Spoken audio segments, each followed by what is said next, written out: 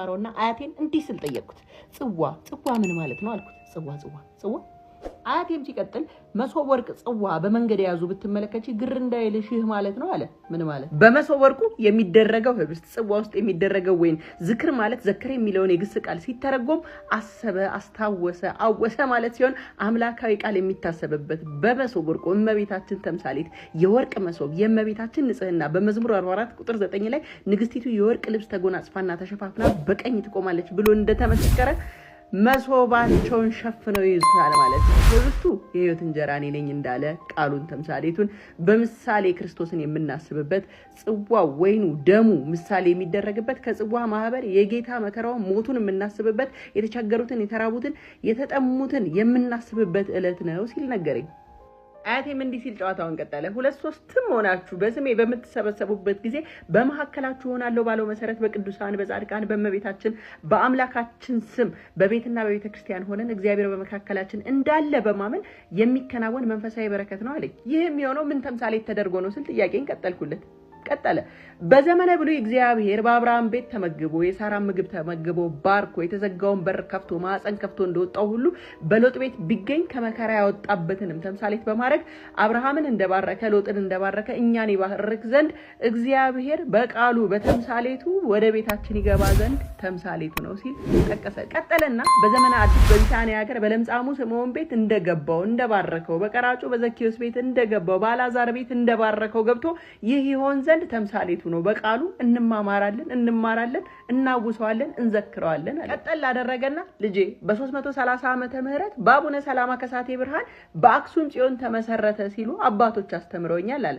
ታዲያ ማህበር ቢመሰረት በመሃል ሙሴ የሚል ስያሜ ያለው አንድ ትልቅ ሰው ያለበት፣ ዋና ሙሴ፣ ግልገል ሙሴ፣ ደርጋ ሙሴ እየተባለ 3 ሰዎች የሚመደቡበት፣ የነብዩ ሙሴ መሪነት የሚታወስበት፣ መና ከሰማይ አውርዶ ውሃ ከድንጋይ አፍልቆ እንዳጠጣ የሚታወስበት በማህበርተኛው ቤት እግዚአብሔር በዚህ ተምሳሌት በቤት ገብቶ መባረኩን አምላክ የገባ ያህል እግዚአብሔር የገባ ያህል የሚታሰብበት፣ ነዳያን የሚታሰቡበት፣ ችግርተኞች የሚበሉበት የሚጠጡበት፣ አብዝቶ መስከር የተከለከለበት ነገር ግን አብዝቶ የእግዚአብሔር ቃል የሚነገርበት መጽሐፍ ቅዱሳዊ ክርስቲያናዊ ምስክርነት ያለው ትሩፋት ነው ሲል መልስ ሰጠኝ። ኧረ ተው ስሙኝ፣ ኧረ ተው፣ ከእግዚአብሔር የተላኩ ሰው ነኝ፣ ተው ስሙኝ። እኔ ምን ላድርግ ፈጣሪ ሆይ አልሰማሉኝ።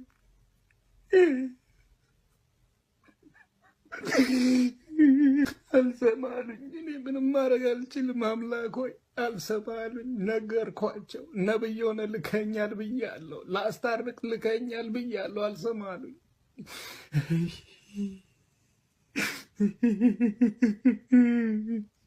እባካችሁ ስሙኝ። እኔ ልግደላችሁ፣ እኔ ልበድላችሁ። እባካችሁ ስሙኝ። ከዛ ሴንሲቲቭ ፓርቶችን ነው የምነካው። ፖለቲካ ሴንሲቲቭ ነው በሀበሻ፣ ሃይማኖት ሴንሲቲቭ ነው። ሃይማኖት የቀረኝ የለም፣ ፍቅር ሲዝም ነው የቀረኝ በሙሉ ደውቻለሁ። ያበላ ልመለስ እንዴ? ኦርቶዶክስ አትሰጥም፣ ችግር አለባት። እኔማ ከኦርቶዶክስ ጋር ጸበኛ መሆን አለብን። ስለ ኢየሱስ ብቻ ስታወራ ደሙ የሚፈላው የኛ ቤት ሆኖ ምንም አይደማት በመዳነ ጭራሽ ኦርቶዶክስ ስትሆን እኮ ችግሩ ገዳም ገብተህ ቆሎላ ነው የምትበላው፣ ገንዘብ የለም። እዚህ ነፍሴ በአንድ ወር ውስጥ ይሸቅልልሃል፣ 500 ሺህ ይዘጋል። ኦርቶዶክስ ቆሎ ትሰጣለች ወስዳ ገዳም ላይ ምናምን ነገር። ኧረ ተው ኦርቶዶክሶች ተው፣ አሸቅሉን። ምድረ የጠንቋይ ልጅ ተብታባን በሙላ ለስዕል ሰጋጅ በሙላ እየነገርኩ ነው። ስዕል የምታመልክ ደንቆሮ ማለት የተዋህዶ ልጆች ናቸው። ሰላም አለይኩም። ወአለይኩም አሰላም ወራህመቱላሂ ወበረካቱ ብያለሁ። እንዴት ናችሁልኝ? ሰላም ነው?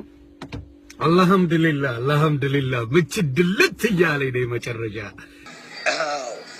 ዘፈን ይቻላል፣ በተዋህዶ ዘፈን ይቻላል።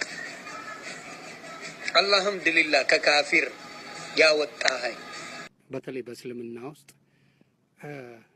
በቃ መሳቀቅ እንጂ የፈለኩትን የነጻነት አምላክ እንደሌለኝ ተገንዝቤያለሁ። ምንም አይነት ነገር ፖስት ባረግ ሙስሊምና ሙስሊም ነን የሚሉ ሰዎች ቆብ አድርጌ ካላወራው በስተቀር ሰላሜን ሊሰጡኝ አልፈለጉም። እኔ የምፈልገው የነጻነት አምላክን እግዚአብሔርን ነው። የነጻነት አምላክን እንጂ እንዲያርግ እንዲያታርግ በዚህ ውጣ በዚህ ግባ ምናምን የማይለኝ ነገር አትጠጣ ምንም አታርግ የሚለኝን ስለማልፈልገው በእኔ ማለት ለእናንተ የመቻችሁ እስልምና፣ እኔ ግን በቃኝ፣ እስልምና በቃኝ። እስልምና ለሽርሙጥና ብቻ የምታምነው እምነት ነው። አላከብርልም፣ ሽርሙጥና ነው እስልምና። 7 ሴት ይዘህ የምተኛ 72 ድንግል አገኛለሁ የምትል አንተ ነህ። በስነ ስርዓት እነግራቸዋለሁ። በአሁን ሰዓት ካሁን በኋላ ጌታን ተቀብያለሁ፣ በስሙ እጠመቃለሁ። ዮናስ ዮኒ ማኛ ጴንጤ ነው። የወንጌል ዘመን ነው ዘመኑ።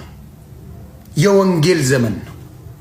የክርስቶስ ወንጌል የክርስቶስ ትንሣኤ የሚነገርበት ዘመን ነው። ማጭበርበር አትችልም ከዚህ በኋላ ዩ ኬናት